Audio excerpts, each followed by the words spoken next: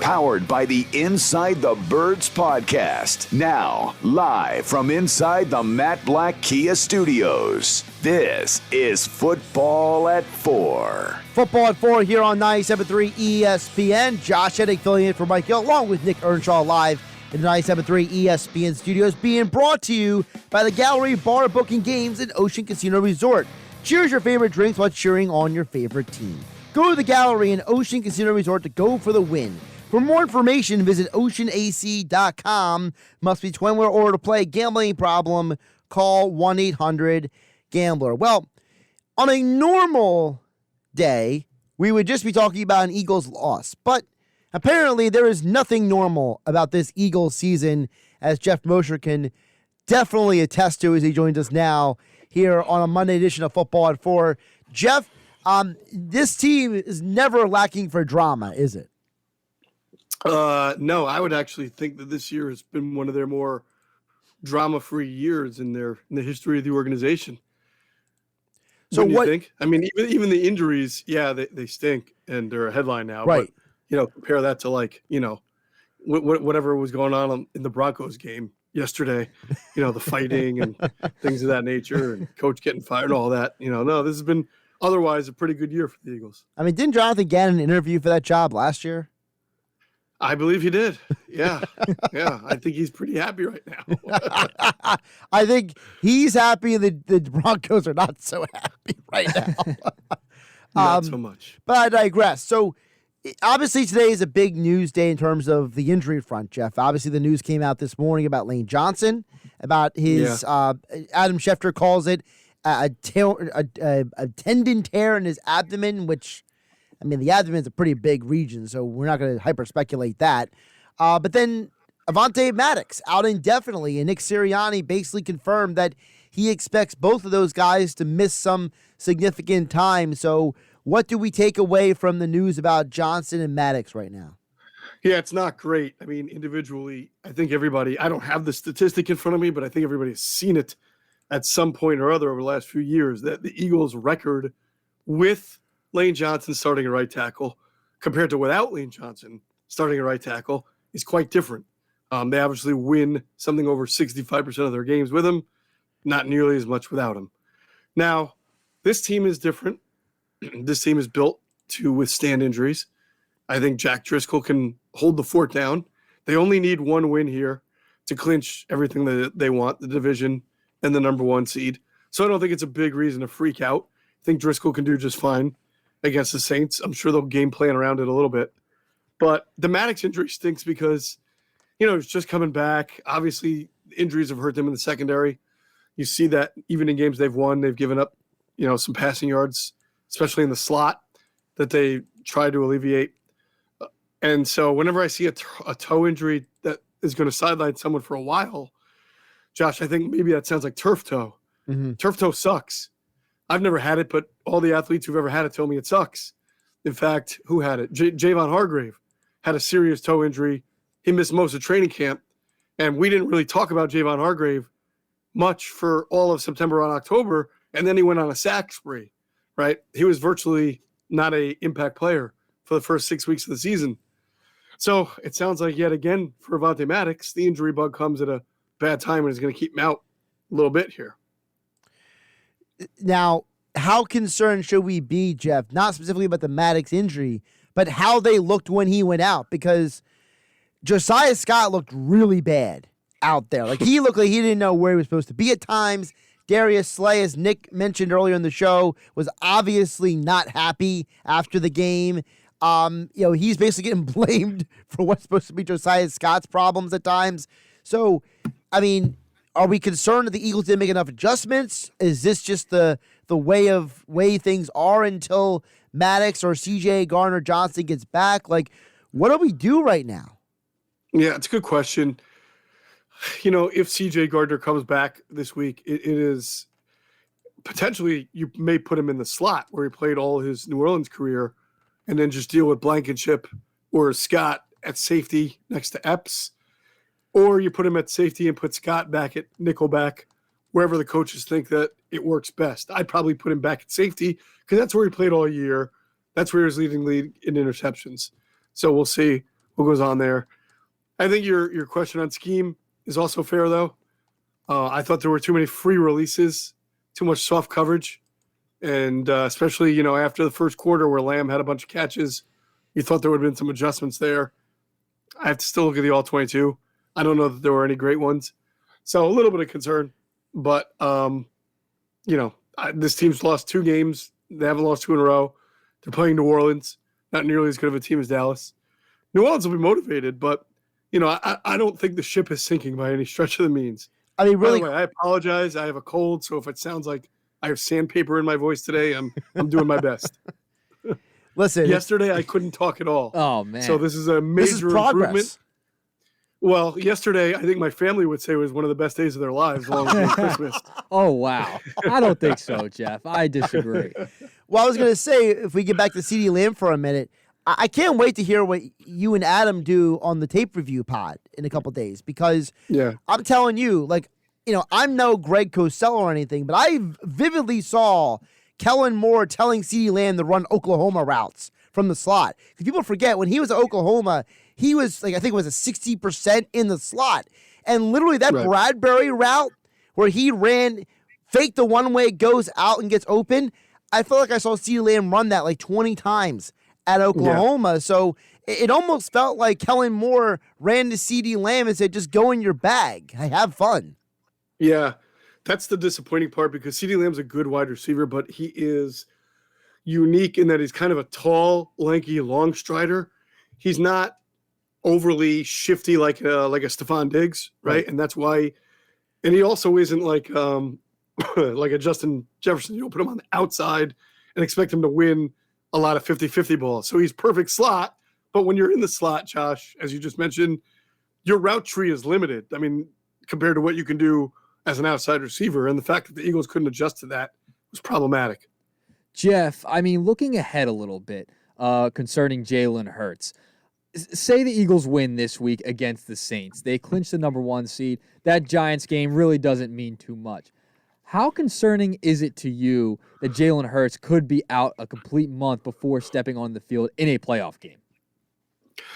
It is a little bit, Nick, but the one thing people should understand is if he doesn't play against the Saints, but is medically cleared to play against the Giants and does not play, it doesn't mean he's not practicing as the first team quarterback all week for that practice. So I'm not concerned he's going to get so rusty because he hasn't, quote unquote, thrown a football for 4 weeks.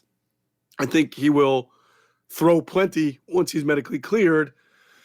And then, maybe he'll get it. Maybe Nick will do a quarter for him in the season finale. Maybe not. He would have the bye just like anybody else anyway. I'm sure that they will get some rest. But as soon as they play that second round game, he'll be back in practice throwing footballs and preparing as normal. So I know that some people have said ever since he got hurt, oh my God, it's like if they don't play him and then they get the bye, it's like he goes 5 weeks without playing football, sort of, but not really at the same time.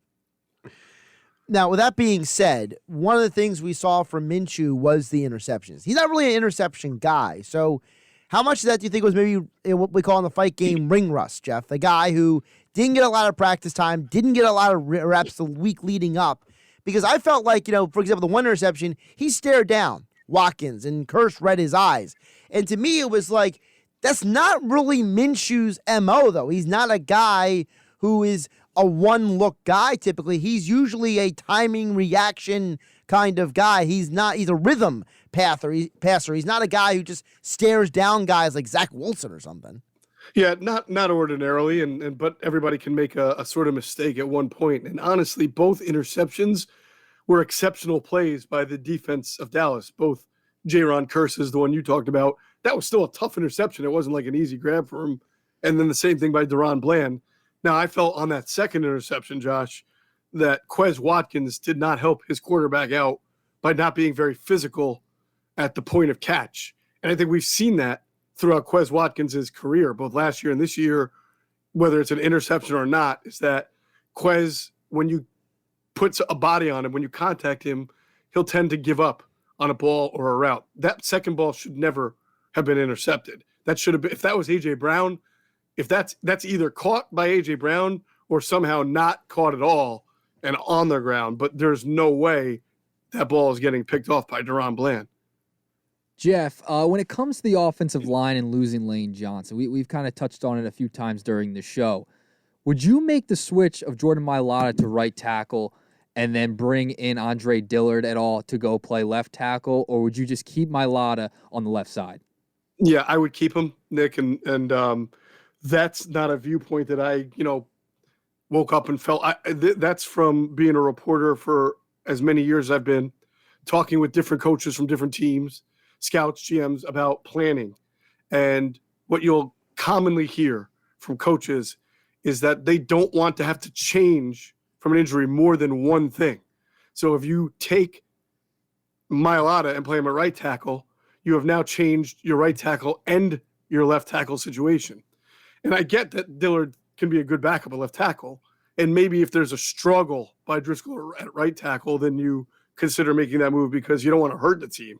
But in general, the coaches believe the best thing for their team is to eliminate the variables as much as possible. So if you that's why the Eagles try to get as much value among their backups as they can. So it's not like they're throwing a guy at right tackle who's never played it before or who they don't like or they don't value. They draft the kid in the 4th round. They started him in the season opener as a rookie at right tackle. They think his best position is right tackle. So my hunch is that they go with Jack Driscoll at right tackle and keep Mailata at left tackle. Talking with Geoff Mosher, Football at 4, powered by the Inside the Birds podcast, InsideTheBirds.com, at Geoff Mosher NFL on Twitter. Of course, they have their post-game breakdown. Of course, that came out before Lane Johnson news came out, so Trey didn't get a lot of chance to dive too much into that. But I did think it was interesting when Trey mentioned, Geoff, about how, hey, it's obvious when Lane's not out there, there's a drop-off. And it's something that Nick mentioned earlier that, it's the idea that it's not that the Eagles don't have depth, it's the drop-off from who Lane is to whoever the next guy is. And I'm just wondering, because you mentioned about the stability on the line. Stoutland, he's the wizard, right? Stoutland University and everything. I'm curious to see what they specifically do because the next team is a good defense. The Saints are coming in here. Their offense is garbage. It's basically me and Nick playing wide receiver along with Chris Olave out there. But, their defense does bring something solid and good to the table. So I have to wonder, is part of that stability is Stoutland saying, give me the stability for us to be in the best position to game plan against someone like the Saints because the Saints have a good defense. Yeah, they do. So it won't be easy. And then, of course, if Jalen Hurts does not play, and I suspect that he won't, you lose that element of putting a player in conflict on zone read. Like you can still run zone read, of course, without the quarterback running, but you do lose that whole threat that a defender may change his rush lanes to keep Jalen in the pocket. When a guy rushes high or rushes wide, makes it a little bit easier on the offensive tackle. If they tee off, that's not, great for Driscoll, but again, he's best when he's at right tackle. He's a good lineman, not great, and they can scheme certain ways around him as long as they stay ahead of the sticks. And Minshew continues to be an efficient passer. I don't think it'll be catastrophic, but you could tell there were plays where Micah Parsons was very disruptive and forced Gardner Minshew to throw early or throw out of bounds, and that's part of the game. Geoff, looking to the Saints game on the defensive side, you saw Dak Prescott have a lot of success against the zone coverage that Jonathan Gannon ran, the soft coverage as well. What do you expect heading into this week on the defense side? Losing Avonte Maddox, maybe getting C.J. Gardner-Johnson back, possibly can come off IR this week. Do you see any adjustments, especially against a team that doesn't have a great wide receiving core? Probably not. Jonathan Gannon believes in his system. It's an execution style offense, meaning it doesn't change very much week to week based on the opponent. The only thing that will change is sometimes he decides to blitz a quarterback a little bit more if it's like a quarterback who needs to get rattled. Quarterbacks who tend to rattle themselves or just aren't that good, like Andy Dalton, sometimes he'll just back off and let them make their mistake. But I would still hope that if there's an adjustment, he plays a little bit tighter coverage to allow those receivers not to have free releases, which then makes the quarterback have to hold on a little bit, allows the front four to get their rush going a little better. Geoff, you just mentioned an execution style defense for Gannon. But what does he do? Or does he have a plan if he has a guy who can't execute properly, like Josiah Scott, who's out there running around like a chicken with his head cut off, or a situation where, a couple of weeks ago, Kavon Wallace was chasing everybody across the field because he was always out of position. Like, when you have guys who, listen, I'm not trying to diss Wallace or Scott or any player. Some guys, they come in, they're cold, maybe they don't know certain things, maybe they're not practiced up enough, but isn't what a coach supposed to do know what to do when things go wrong? Like, shouldn't Gannon have a plan for if the execution doesn't execute properly? Well, yes and no. I mean, if you're the head coach of the Ravens, right, and Lamar Jackson gets hurt and your backup quarterback, let's say hypothetically, is Joe Flacco, you're not running the same offense. Right. So you're practicing something different throughout the week. You're redesigning what you do. If you're Jonathan Gannon and you lose Maddox or you lose CJ, I don't think you don't change the construct of your defense, because you still practice with guys like Reed Blankenship and Josiah Scott, because that's the backbone of your defense. That's what you've been doing since OTAs and training camp. So these guys know the plays. They know how to execute them. To your point, you can call a little bit more too deep to keep your safeties back, so they're not in man coverage, and call a little bit more zone than man. But the offense then could say, okay, well, I have Alvin Kamara, so every time you play too deep, I'm going to run it right up the gut against your defense and see if that works too. And then if it's working, people say, well, why are you playing two safeties deep? So there's nothing philosophically that's going to change much. They practice what they practice. What you try to do is limit the type of mistakes that your players can make. You put your players in the best position to succeed. But it's the NFL. On 3rd and 7, you got to play man. You can't just play zone all the time, right? So you're going to have backups in man coverage, and that's where it's your job to maybe run more twists and stunts up front, like try to do something to disrupt the line and the quarterback into making that mistake. Geoff, before we let you go, I did want to ask you, a lot of the national media is portraying that the Eagles lost the game, not that Dallas won the game. They're pointing to the 4 turnovers. And basically, the national media guys, like the Ryan Clarks, the Dan Orlovskis, the Jason McCourtys on Good Morning Football, all the former players are basically saying, look, the only way the Eagles lose is if they turn the ball over. The Eagles are basically unstoppable if they don't turn the ball over. Is that a fair assessment? 90% fair. I mean, they've got 2 losses, and in both games, I think they turned the ball over 4 times. Was Washington a 4 turnover game? I thought it was. I'll have to go back and I think check, it was 3, actually. Was it 3? Okay, I'll go. You had the Goddard fumble, the Watkins fumble, and I thought there was one other fumble in there. Washington game was 3 fumbles, 1 interception. So 4. So 4 turnovers. Gotcha. Yeah. So the only way the Eagles have lost, to their point, right? The only time the Eagles have lost is when they've turned the ball over 4 times. And by the way, they almost one was a double-digit loss. Okay, 11 points. The other was right there for them to win. Right. So most teams that turn the ball over 4 times are going to lose by 20-something points. The Eagles have been turned the ball over 4 times and been in both of the games that they've lost. However, I'm not going to sit here and tell you that the only way the Chiefs, the Bills, or the 49ers could beat them is by forcing 4 turnovers. That's not fair either. So I get their point. The point should be the only time the Eagles have really lost, the only way to have beaten them so far is to force them to make 4 turnovers. But that doesn't mean that's the only team and the only way they can win. But I do get their point that it's really hard to beat the Eagles unless they just completely fall all over themselves. But I will go back to the schedule and say they haven't played a whole lot of teams that are so good that they can make the Eagles just cough up the ball 4 times. He is Geoff Mosher at Geoff Mosher NFL on Twitter. The Inside the Birds podcast. Like, subscribe, download, give it the 5-star review. The tape review pod is coming out Wednesday morning. And of course, InsideTheBirds.com for more Eagles coverage. Geoff, go get some Rico La, some Halls, stick it in your throat so you're ready for Wednesday's pod. Oh, there you go. There it is. Honey sticks. Honey sticks. Get better, Guys, Geoff. Feel better. Appreciate it. Have a good one.